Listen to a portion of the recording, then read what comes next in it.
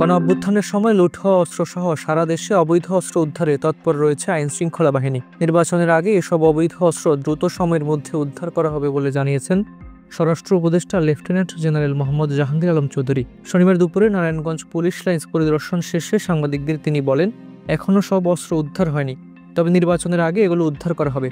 এ কাজে রাজনৈতিক দলগুলোকে মূল ভূমিকা রাখতে হবে। তিনি বলেন, সাংবাদিকরা যদি সত্য তুলে ধরেন বিভ্রান্তি দূর হবে।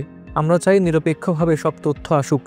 রাজনৈতিক দলগুলো ভোটের জন্য মাঠে থাকবে, আর আমাদের দায়িত্ব নিরাপত্তা নিশ্চিত করা। জুলাই গণঅভ্যুত্থানের মামলার বিষয়ে তিনি বলেন, অনেক মামলার তদন্ত এগিয়েছে, তবে উদ্দেশ্যমূলকভাবে অনেককে আসামি করায় কিছুটা বিলম্ব হচ্ছে। নিরপরাধ কেউ যেন হয়রানির শিকার না হয়ে সেই বিষয়ে সতর্ক থাকতে হচ্ছে। এর আগে সিদ্ধিরগঞ্জের আদমজি এলাকায় র্যাব 11 এর সদর দপ্তর পরিদর্শন করেন উপদেষ্টা। এ সময় তিনি বলেন, ভারত থেকে গত এক মাসে 1500 বাংলাদেশিকে পুশ ইন করা হয়েছে।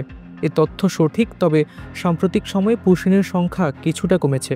ভারতের পুশ ইনের বিষয়ে তিনি বলেন, আমাদের নাগরিকদের অবশ্যই নিতে হবে, তা 10 কিংবা 20 বছর পর হলেও। তবে রোহিঙ্গাদের যেভাবে পুশ ইন করা হচ্ছে তা আমরা গ্রহণ করছি না, তাদের ফেরত পাঠিয়ে দেওয়া হচ্ছে। তিনি অভিযোগ করে বলেন, ভারত সরকার নিয়ম মেনে নাগরিক পাঠানোর পরিবর্তে অনেক সময় নদীর পাড়ে ও জঙ্গলে ফেলে যাচ্ছে, যা কোনোভাবেই গ্রহণযোগ্য নয়। এ নিয়ে প্রতিবাদ জানানো হয়েছে এবং তাতে কিছুটা ফলও মিলেছে। এ সময় মোহাম্মদপুরে আলোচিত ছিনতাইয়ের ঘটনায় 4 জনকে শনাক্ত করা হয়েছে জানিয়ে তিনি বলেন, 3 জনকে গ্রেফতার ও ফোন উদ্ধার করা হয়েছে।